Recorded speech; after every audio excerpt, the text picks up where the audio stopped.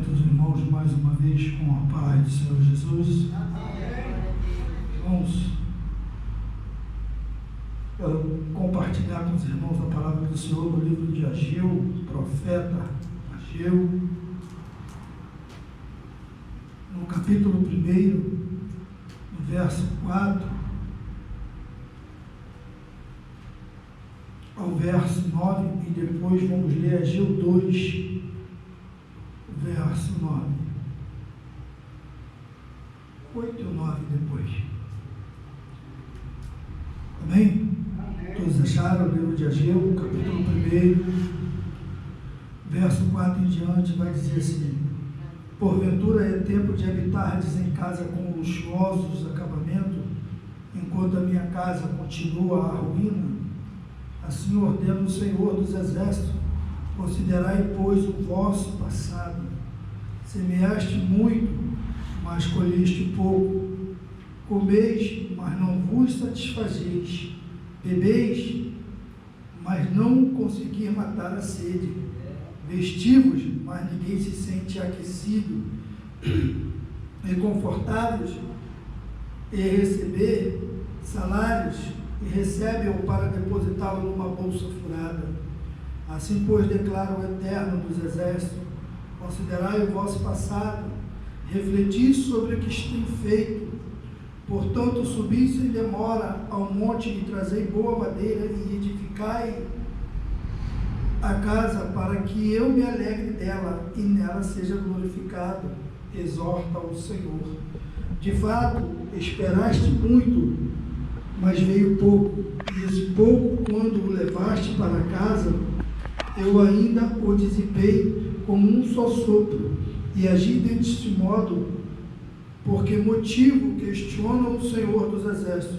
Ora, por que deixaste a minha casa sobre os escombros, ao passo que cada um de vós só dá atenção à sua própria casa e bens? Por esta razão, por esta causa, vós mesmo o céu reteve o orvalho e cessou a dar o seu fruto costumeiro. Ageu capítulo 2, o verso 8 e 9. Porquanto toda a prata e todo o ouro a mim pertence, afirma o Senhor. Porquanto o resplendor deste novo templo será ainda maior que o do segundo, declara o Senhor dos Exércitos. Neste lugar firmei o meu shalom, ou seja, a minha paz, garante o Yahvé, ou garante o Senhor nas vossas traduções. Louvado seja Deus.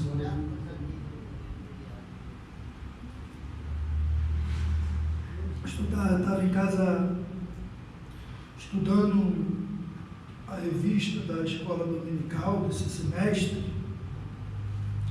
e lendo a palavra de Deus hoje.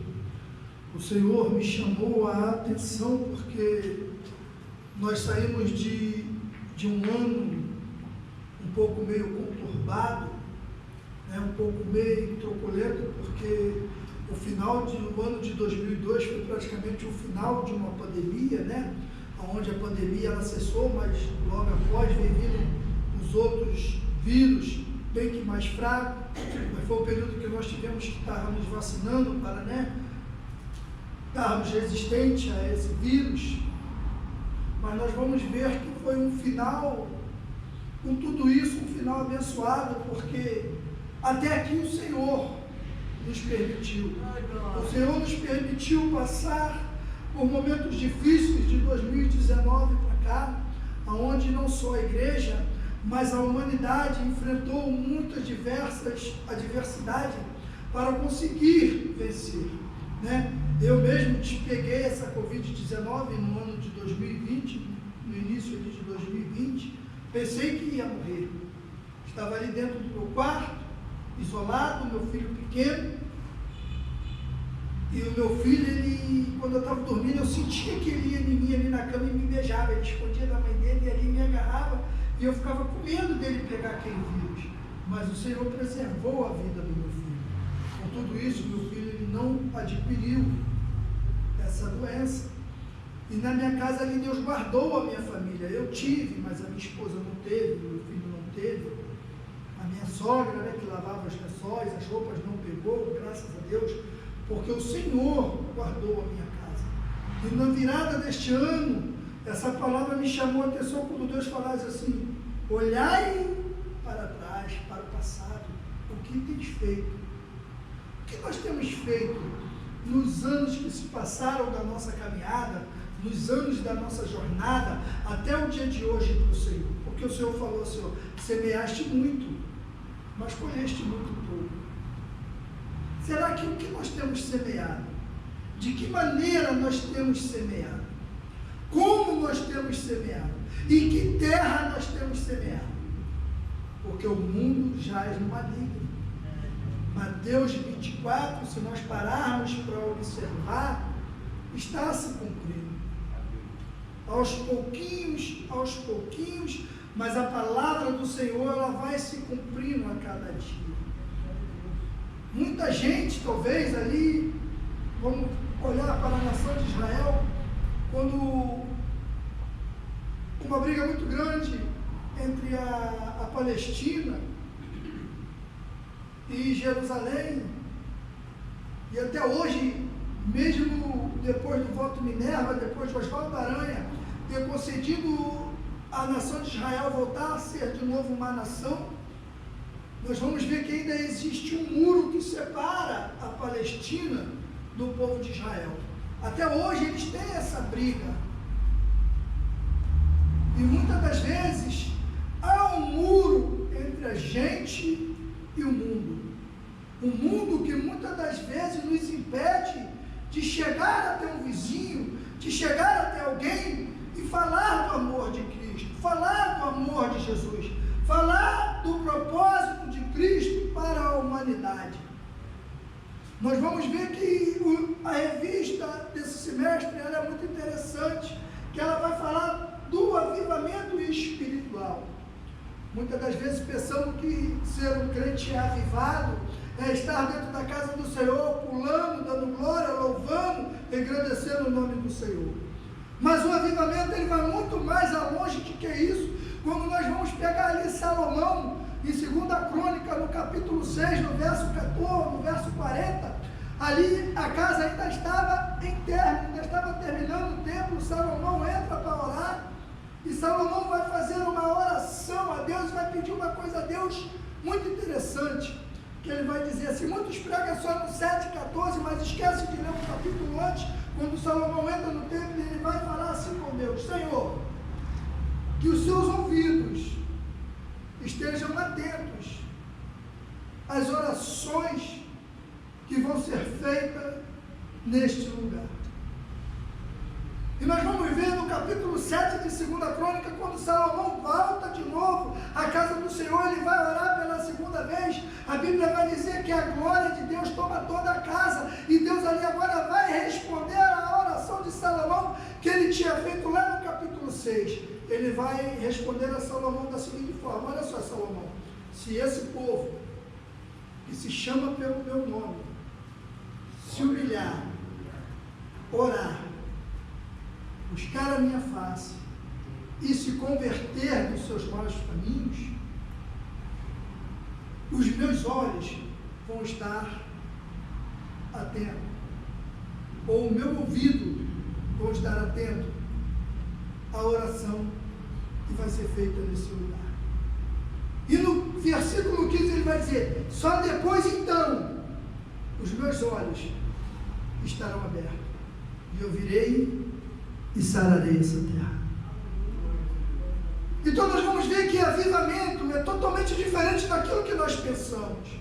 Não adianta nós estarmos aqui com belas roupas, nossos melhores ternos, as irmãs com os melhores vestidos, melhores sapatos, mas se não tiver uma sinceridade, se não houver uma renúncia, se não houver uma dedicação à obra de Deus. Por isso que Jesus, quando ele vai palestrar com os discípulos, ele vai dizer assim: ó, quem quiser vir após mim, negue-se a si mesmo, tome a sua cruz, e depois siga-me. Se negar a nós mesmos é muitas das vezes deixar de fazermos aquilo que nós temos vontade de fazer para fazer a vontade do Mestre. É deixar de privar ou de botar em primeiro lugar os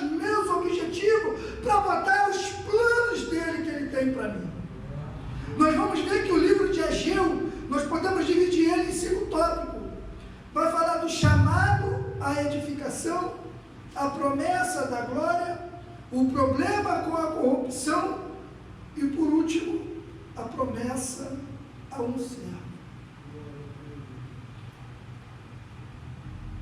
Prioridades erradas. Nós vamos ver que o capítulo 1 que nós lemos vai falar de prioridades erradas. Prioridades talvez que eu e você estamos tomando na nossa caminhada. Estamos tomando na nossa jornada. Que ele começa dizendo: porventura é tempo de habitares em casas com luxuosos acabamentos, enquanto a minha casa continua em ruína? Se eu trazer isso para a nossa vida espiritual, para que Deus possa promover um avivamento espiritual na minha vida, essa casa aqui eu posso dizer que é isso aqui, porque nós vamos ver o apóstolo Paulo dizer lá no livro de Coríntios, dizendo: não defraudeis os vossos corpos, ou vocês bem não sabeis que vós sois morada e templo do Espírito Santo? Eu sou a casa, sou a morada do Eterno. Aqui, em 4 paredes, é onde nós nos reunimos para adorar ao Senhor e para glorificar e exaltar o nome dEle. Quando nós estamos aqui dentro, a presença de Cristo está aqui. Porque Mateus 18:20 vai dizer: aonde tiver 2 ou 3 reunidos em meu nome, ali eu me faço presente. Então, no momento que nós estamos reunidos aqui nessa casa, Cristo ele está aqui. Mas no momento que nós saímos dali para fora, Cristo ele também tem que estar em mim. Cristo ele tem que habitar na minha vida. A minha casa é o primeiro lugar que Cristo tem que habitar. A minha vida é o primeiro lugar que Cristo tem que habitar. É por isso que Isaías 60 vai dizer: levanta-te e resplandece, porque já vem sobre ti a glória do Senhor. O que será que nós estamos refletindo? O que será que nós estamos mostrando para o mundo quem somos? Nós somos os verdadeiros adoradores ou somos verdadeiros profanadores do Evangelho? Porque o crente avivado, ele glorifica a Deus não só na igreja, ele vai glorificar a Deus na sua casa, no meio da sua vizinhança, no meio da sua parentela, no meio de uma faculdade, no meio do seu trabalho, aonde ele estiver, a vida dele é glorificada. É por isso que agora Deus vai advertir a Salomão. A primeira coisa que ele vai advertir: se humilhar. Eu vejo muita gente pregar esse tópico e acha que se humilhar é sinônimo de se você se colocar inferior, se colocar como menor, se colocar como ninguém. Isso não é exemplo de humildade. Isso é exemplo que você não entendeu o que Cristo queria falar contigo. Quando Cristo fala em se humilhar, Cristo está dizendo assim: você tem que me reconhecer. Você tem que saber quem eu represento para você. Quem eu sou para você. O que eu represento. O que eu represento para a nação de Israel. Porque Israel já estava corrompida. A Bíblia vai dizer que Salomão perverteu o seu coração devido às suas mulheres e permitiu que o que elas levassem para Jerusalém ou em volta da casa do Senhor, altares a Baal, levantarem altares para os deuses dela. E aquilo trouxe uma grande crise para o povo, trouxe um grande problema para o governo de Salomão. E Deus ele vai chamar a atenção de Salomão: esse povo não me reconhece mais. Esse povo não me reconhece mais como Senhor. Esse povo não me reconhece mais como aquele que tirei eles do Egito, atravessei o Mar Vermelho, passei pelo Mar Jordão, derrubei as muralhas de Jericó, coloquei na terra prometida, mas agora não me reconhece. Não me glorificam mais. Dizem que são meus, mas não me glorificam. Primeiro passo para o avivamento é você reconhecer o que Jesus fez por você, quem Jesus representa. Esse é o primeiro de avivamento. É o primeiro passo para a igreja ser avivada. O segundo ele vai dizer, e orar. Aí pega, quando falamos de oração, falamos de separação, falamos de intimidade, porque oração significa diálogo. É você falar com o Criador e o Criador falar com você, que é criatura. Assim, nós só falamos com quem nós temos intimidade. Às vezes eu falo perto da mão do pastor Olival, converso com ele, porque eu tenho intimidade com ele. Converso com o irmão Antônio, porque eu tenho intimidade com ele. Às vezes eu passo horas conversando, passo tempo ali conversando com o irmão Juarez, conversando com a irmã Vera.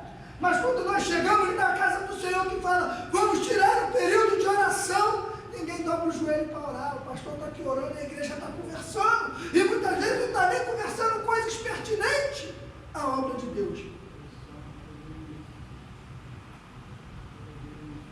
E Jesus falou, tem que orar, tem que falar comigo, tem intimidade. Os crentes hoje não têm mais prazer em ter intimidade através da oração com Cristo. Meu Deus, aleluia. E depois queremos ser crentes avivados. Louvar bem é dom. Eu louvo a Deus para quem tem uma garganta abençoada, que louva bem, tem um vozeirão, né, um soprano, um tenor, um agudo.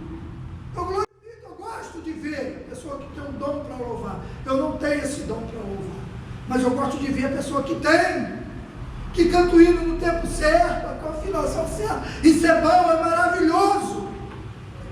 Mas isso não é sinônimo de espiritualidade, não é sinônimo de ser um crente avivado. Porque nós perdemos a essência de buscar o Senhor em oração. Quer ver amanhã? Tem um culto de oração. Amanhã não, que amanhã tem reunião, mas toda segunda-feira tem um culto de oração. Só vem 1, 2, no mais quando vem 3.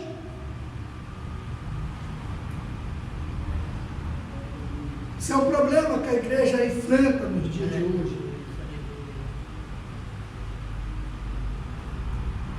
Terceira coisa que Deus fala para Salomão: me buscar. Quando ele fala isso para Salomão, eu lembro de Davi, a declaração que Davi fez para Deus no Salmo 27, em Números 27, e no verso 4, quando ele diz assim: uma coisa eu vou te pedir, Senhor, mas a outra coisa eu farei. Eu buscarei de estar na sua casa todos os dias da minha vida, aprendendo a te adorar na tua casa e contemplar a beleza da tua formosura por todos os dias da minha vida. Davi, ele pedia a presença de Deus. Ele falava: Senhor, no Salmo 51, um salmo maravilhoso, quem conhece, quando Davi vai falar que nu saiu do ventre da mãe dele, no pecado da mãe dele o concebeu, e ele vai falar: Senhor, que o Senhor retire de mim isso, que o Senhor retire aquilo, mas que o Senhor não retire de mim, ou que o Senhor me renove com o espírito inabalável e torna-me dar de novo, Senhor, a alegria da salvação. Davi, ele era um homem que muita gente podia dizer que ele pecava, que ele fazia, mas também vão ter que dizer que Davi era um exemplo de homem para nós hoje, como se chegar a Deus. Irmão, nós erramos e não temos nem coragem de pedir perdão a Deus às vezes. Fazemos errado e não somos humildes de chegar diante do Eterno e dizer: Pai, me perdoa porque eu pequei contra a tua santidade. Pai, me perdoa porque eu errei, me perdoa porque eu ofendi meu irmão, me perdoa porque eu falei mal da minha irmã. Não temos essa sensibilidade de chegar diante do Pai e pedirmos a Deus perdão às vezes pelas nossas atitudes. Não olhamos para trás. E por último, para fechar, que as horas já nos convidam, ele vai dizer que a glória da segunda casa será maior que a da primeira. Jesus está falando aqui, o Ageu está apontando para Cristo na cruz do Calvário.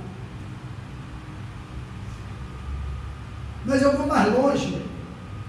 Ageu está apontando para mim e para você que a glória da segunda casa será maior da primeira, no sentido de quando Cristo vier arrebatar a tua igreja.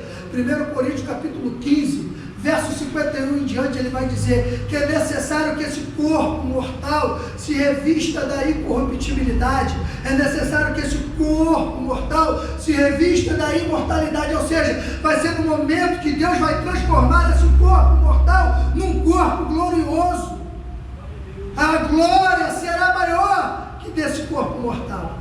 A glória da segunda casa, ou seja, quando Deus nos transformar num corpo glorificado para entrar no céu e ceiar as pontas do Cordeiro com ele, aquela ceia que nunca vai ter fim, e nós vamos estar diante do Pai dizendo: Santo, Santo, Santo, Santo é o Senhor dos Exércitos. Essa vai ser a maior glória, a glória da segunda casa, ou seja, quando esse corpo sair desse corpo mortal e se revestir no corpo glorioso, naquele quando Cristo vier buscar a tua igreja. Aleluia. Essa vai ser a maior vitória, essa vai ser a maior alegria da igreja, é quando Cristo vier buscar a tua igreja. Aí nós vamos sair desse corpo, vamos sair dessa natureza humana, para entrar numa natureza em espírito, entrar no céu num corpo glorificado, e ouvir o anjo da porta dizendo: vem, bendito de meu Pai, possuir por herança aquilo que vos está preparado desde a fundação do século. Isso vai ser a maior alegria. Mas é necessário cumprir a quarta coisa que diz para Salomão: é necessário nós convertermos os nossos caminhos, convertermos o nosso pecado.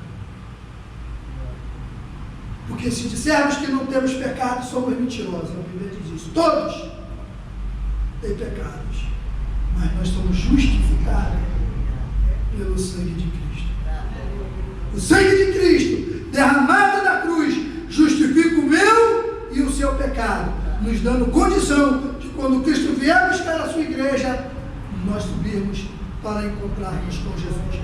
Mas só aquele que tivermos ouvido aguçado ou sensível a ouvir o toque da trombeta, porque não são todos que vão ouvir. Não são todos, infelizmente. Queria eu que todos ouvissem, mas não vai ser possível.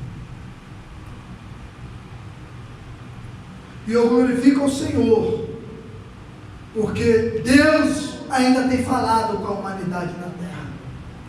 Mas quando chegar o dia da tribulação, após o arrebatamento, nem o Espírito Santo estará mais na terra atuando, porque a igreja já vai ser tirada da terra. E a Bíblia vai dizer que nesse período de tribulação, ainda vai ter alguns que vai ser salvo a fio da espada.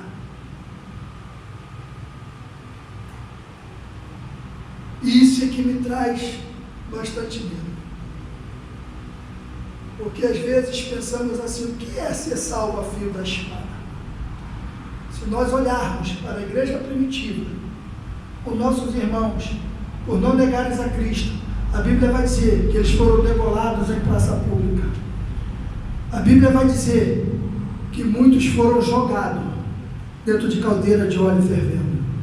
A Bíblia vai dizer que muitos foram jogados em cova de leões para ser devorados por bestas feras. Muitos foram jogados na ilha de Pátimo por não negarem a Cristo. Muitos perderam a sua vida, decapitado, sendo maltratado, humilhado por não negar a Cristo. Quando o anticristo vier à terra, ele vai dizer assim: nega-se Jesus ou morre. Se você negar a Cristo, você vai viver. Mas se você dizer que vai ser crente, você vai ser morto. Aí se cumpre a palavra: você vai ser salvo a fio da espada. Por não negar a Cristo, você vai perder a sua vida. Eu costumo dizer que vai voltar um novo martírio. Quem lê o livro Os Mortos do Coliseu vai entender o que eu estou falando. Vai ser um novo martírio na terra, porque os crentes vão ser perseguidos, os que ficarem. A igreja vai ser perseguida. E se você não negar a Cristo, muitos vão ser mortos. Muitos vão chegar até o milênio, mas muitos não vão. Infelizmente, e muitas pessoas não estão pensando, após a igreja ser tirada da terra, como ficará a humanidade? Como ficará a minha vida se Cristo vier e eu não subir?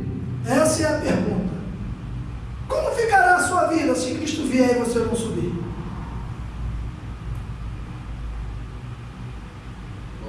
Temos que pensar no arrebatamento. A igreja não está pensando mais no arrebatamento do Senhor. Muitos já não estão crendo que Jesus vai vir buscar a tua igreja. Muitos já não estão crendo, mas eu creio. Só não sei o dia nem a hora, mas eu guardo a volta de Jesus. Amém, irmãos? Eu agradeço a oportunidade em nome de Jesus.